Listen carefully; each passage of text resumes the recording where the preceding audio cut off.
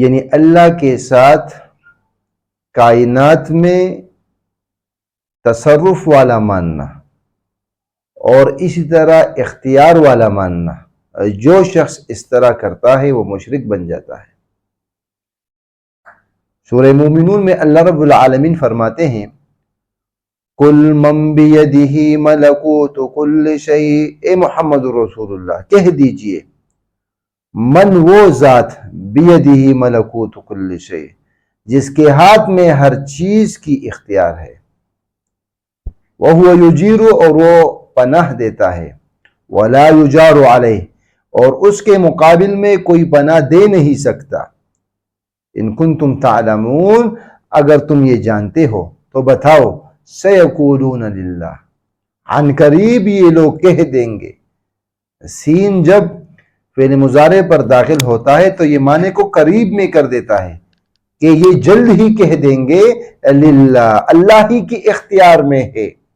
قل فأنا تسحرون تو اے محمد رسول اللہ ان سے کہہ دیجئے پھر کیوں دیوانے بنے جاتے ہو۔ یعنی اگر کسی مشرک شخص سے یہ پوچھا جائے کہ زمین اور آسمان کا مالک کیا ہے، کون ہے، اختیار کون رکھتا ہے، تصرف اس کائنات میں کون کرتا ہے، تو وہ فوراً ہی پکار اٹھیں گے کہ اللہ ہی ہے۔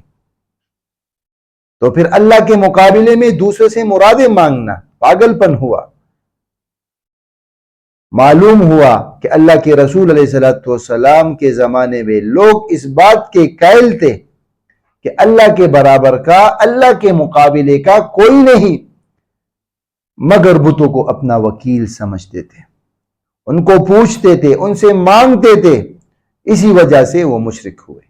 یعنی اللہ کے بارے میں ان کا یہ عقیدہ تھا کہ کائنات کا متصرف اور کائنات میں اختیار رکھنے والا صرف اللہ کی ذات ہے۔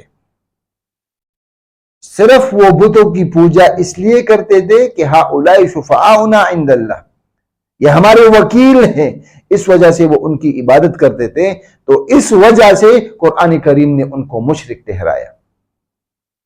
آج بھی اگر کوئی اس عالم میں کسی مخلوق کے تصرف کا قائل ہو، اسے اپنا وکیل سمجھ کر اس کی عبادت کرتا ہو، تو یہ شخص بھی مشرک ہوگا۔